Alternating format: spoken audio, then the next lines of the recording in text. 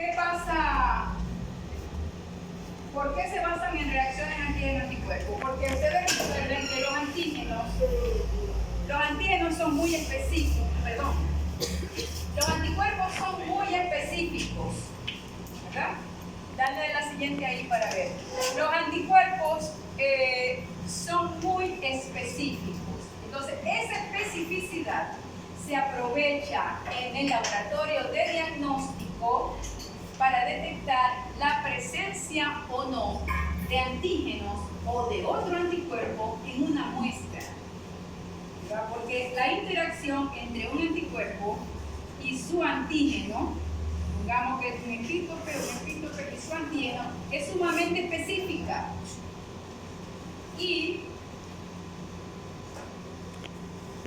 si yo tengo uno de los dos en el laboratorio, o tengo el anticuerpo, o tengo el antígeno, yo puedo buscar la presencia del otro en una muestra biológica.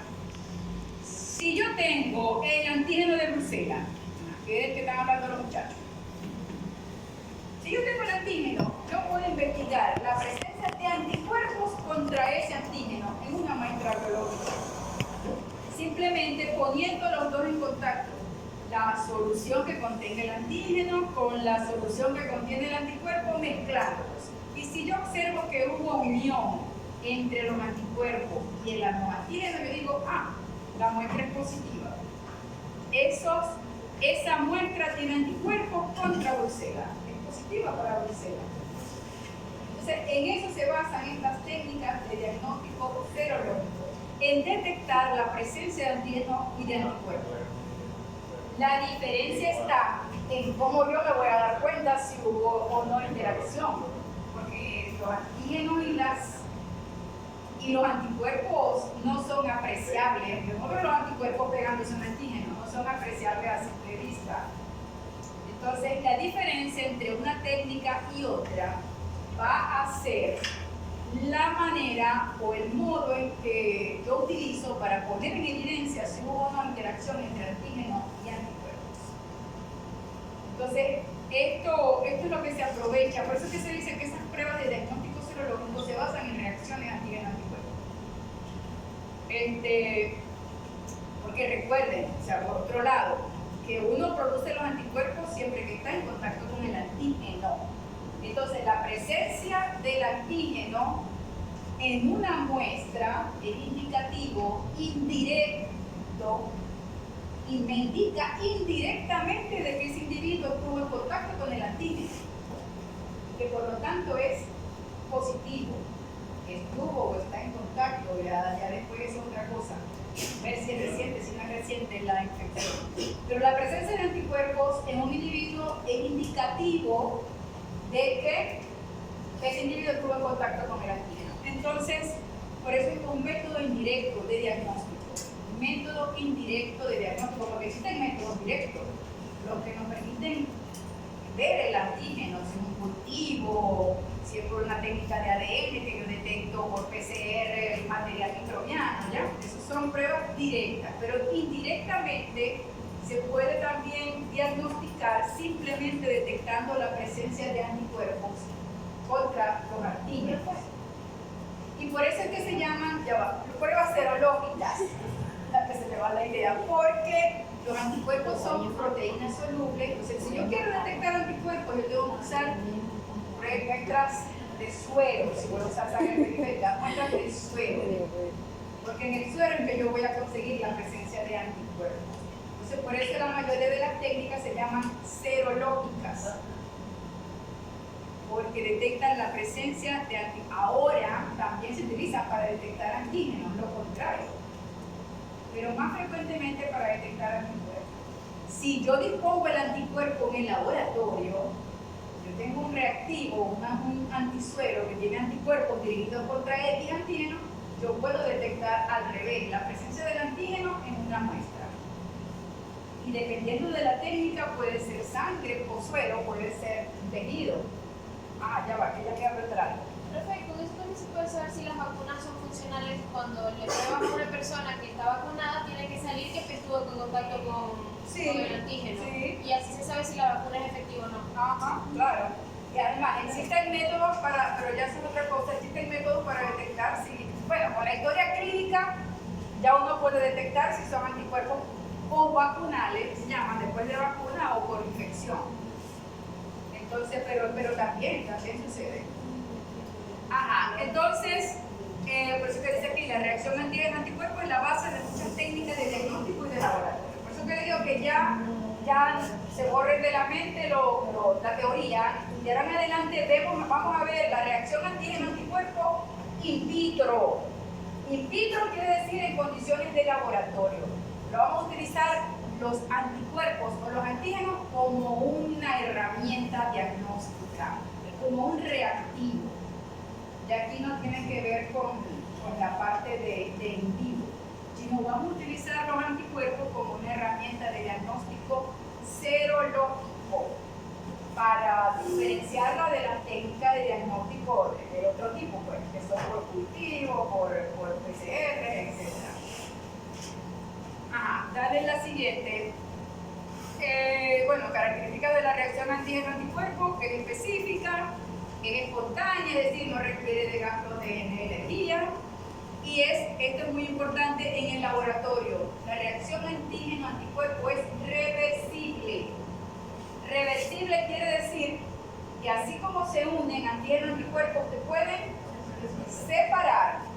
pueden separar dependiendo de las condiciones en donde se esté llevando a cabo la reacción, del pH de la solución, de la temperatura, de la técnica, de la cantidad de antígeno y de anticuerpo que se esté agregando. Por eso es que las instrucciones para una prueba hay que respetarlas, porque si no podemos variar los resultados. Y es debido a esto, a que esta reacción es reversible. Cuando un anticuerpo se une a un antígeno, ¿verdad?, se forman enlaces químicos entre el parátope y el epítope del antígeno. Es decir, entre los aminoácidos que forman el epítope del antígeno y los aminoácidos que forman el sitio de unión del anticuerpo. Se forman enlaces químicos. Pero esos enlaces químicos son de tipo no covalente. Es decir, que son enlaces débiles, y a eso se debe el hecho de que sean reversibles estas uniones. Dale la siguiente. Bueno, esas son definiciones para que ustedes, especificidad. Cuando yo digo que un anticuerpo es específico, ¿qué significa? ¿Qué? Pero ahí tienen la chuleta, díganme con las palabras de ustedes. Que el anticuerpo solamente va a reaccionar con el epítope antigénico que indujo la producción de ese anticuerpo. Porque el epítope antigénico que reconoció el linfocito B que produjo ese anticuerpo después. A eso se refiere la especificidad. Ajá, pero fíjense, no es covalente y depende mucho por eso también de que sus estructuras espaciales sean complementarias. Eso debe ser como una llave con su cerradura. La forma del parátope del anticuerpo debe complementarse con la forma del epítope del antígeno.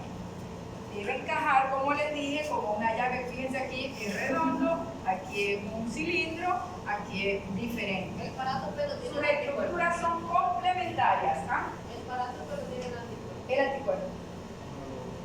Ajá. Entonces, esta complementariedad en las formas hace que los sitios de unión del anticuerpo y del antígeno se unan perfectamente, prácticamente quede muy poco espacio entre ambos, y eso favorece el número de uniones que se pueden formar. Porque los enlaces no covalentes que se forman en la reacción antígeno-anticuerpo dependen mucho de la distancia entre las dos superficies. Mientras más complementarias las formas, más cercanía va a haber y mayor número de enlaces se van a formar y mayor fuerza va a tener la interacción antígeno-anticuerpo. Dale la siguiente. Recuérdense que el epítope encaja en los dominios variables de las cadenas livianas y de la cadena pesada. aquí, que forma el FAB, la parte variable del anticuerpo, mientras el fragmento FC queda expuesto al medio. Estas son las cadenas de los dominios, los aminoácidos de los dominios variables de un anticuerpo, y la cadenita azul sería el péptido que procede del epítope del antígeno al cual ese anticuerpo se está uniendo. Entonces, deben encajar para que aminoácidos de aquí se unan con enlaces químicos a aminoácidos procedentes de los segmentos variables, de la cadena lineal y de la cadena pesada. Dale la siguiente. Ajá. Fíjense los tipos de enlaces que pueden formarse entre un antígeno y un anticuerpo.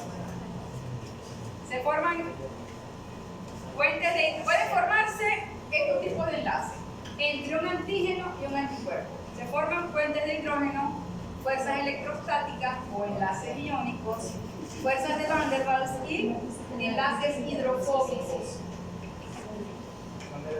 ¿Qué características tienen todos? Que no son covalentes, son enlaces débiles. Ninguno es covalente.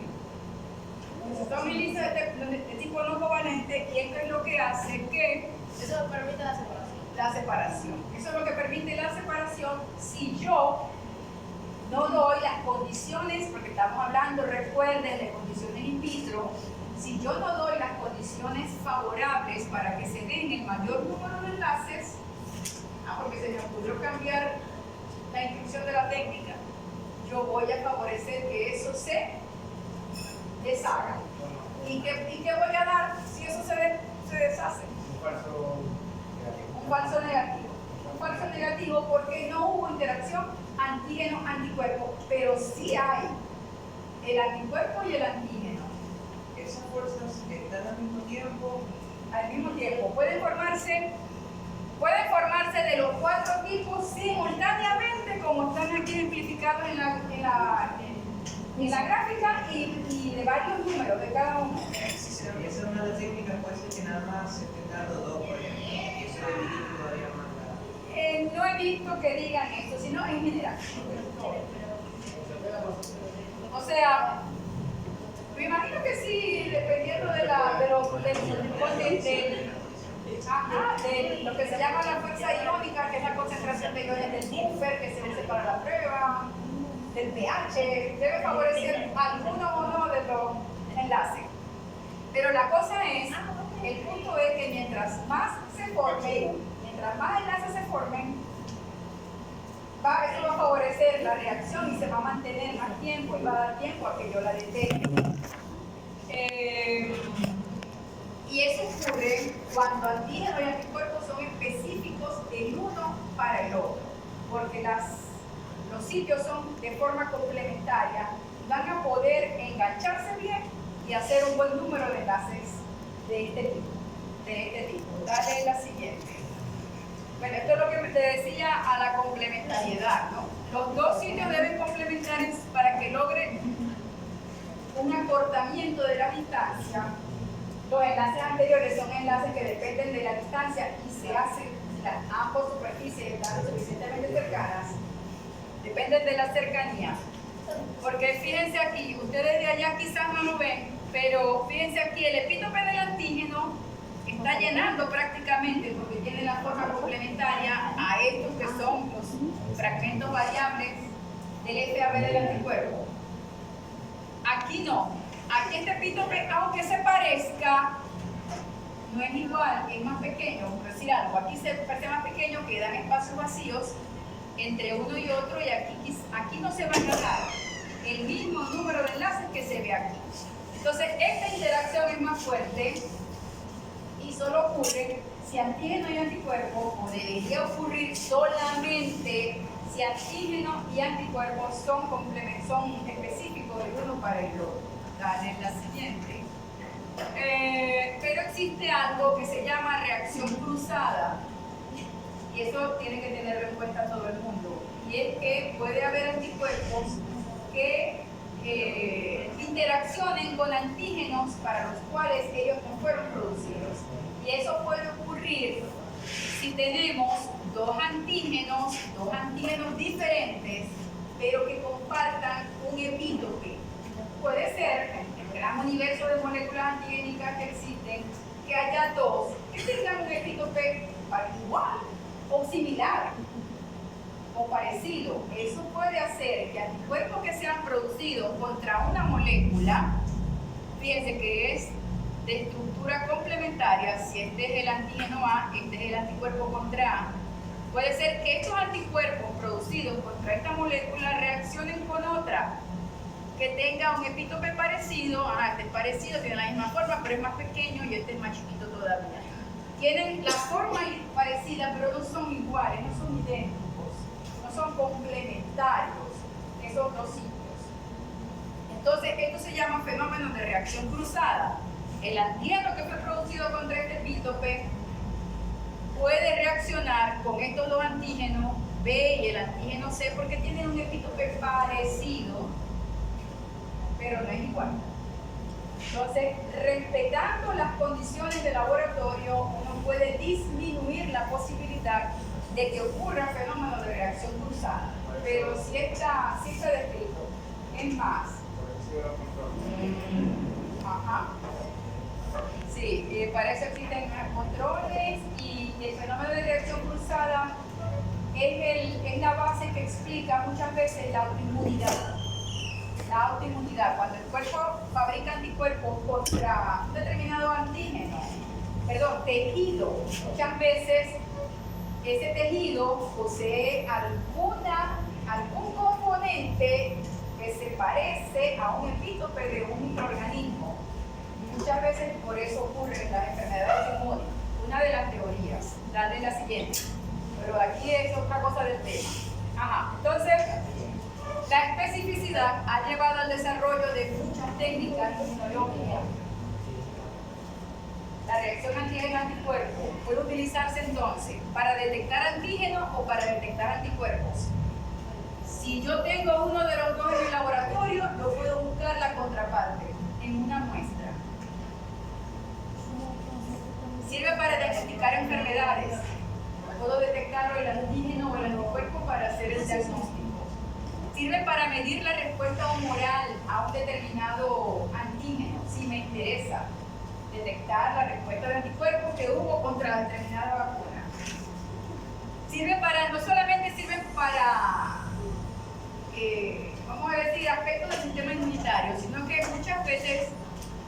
muchísimas veces sirven para identificar moléculas de interés biológico o médico. Uno puede, utilizando reacciones antígeno-anticuerpo, medir cosas que no tienen que ver con la respuesta inmunitaria. Yo puedo medir hormonas, puedo detectar la presencia de determinada droga en una muestra. Se utilizan para medir muchas cosas, porque yo lo que tengo que hacer es detectar esa cosa con un anticuerpo específico para ella. Producir anticuerpos en un laboratorio es relativamente fácil. Inoculando un animal de experimentación con la molécula contra la cual yo quiero conseguir anticuerpos, espero el tiempo apropiado y luego obtengo el suero del animal, la sangre, separo el suero y en el suero voy a tener los anticuerpos dirigidos contra la molécula que yo sé en la inmunización. Eso se llama un antisuero. Un antisuero es un suero que contiene anticuerpos dirigidos contra una molécula antigénica, X molécula. Puede ser anticuerpos de varios tipos, puede ser anticuerpos de un solo tipo. Si hablamos de anticuerpo policlonal o de anticuerpo monoclonal, que no sé si nos va a dar tiempo aquí, pero usted queda hasta que la viene dieta, la 10. Esa es la 10. ¿Qué? Ya son 11:30. Entonces, estas son las aplicaciones que tienen el laboratorio, el detectar, el aprovecharse de la especificidad que tiene una interacción antígeno-anticuerpo. Dale la siguiente. ¿Pero cuál viene? Esa. Entonces, al estudio, a esas técnicas, al conjunto de esas técnicas que utilizan reacciones antígeno o anticuerpos, para esos fines se llama serología. Serología, como dice Dice allí el estudio o conjunto de estudios que permiten detectar la presencia de anticuerpos en sangre. Se llama un principio entonces serología porque viene del suero. Pero no siempre detectamos anticuerpos, les repito, a veces tenemos el anticuerpo, buscar más bien la presencia del antígeno en una muestra biológica. Ajá. ¿Y cómo se define el suero? O sea, ya yo les dije que era un antisuero. ¿Qué es el suero? Líquido residual de la sangre. Igual se lee. Igual se lee, pero la mano. Creo que ya no Ya no me contestaste. Ya no. No, ya está lo último. ¿Qué es un suero entonces? Bueno, es el líquido.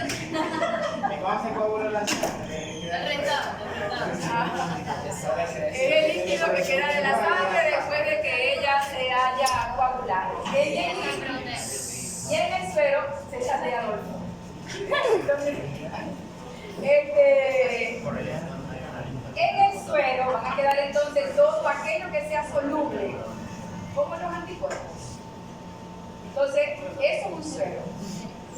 Y un antisuero es un suero que contiene anticuerpos contra.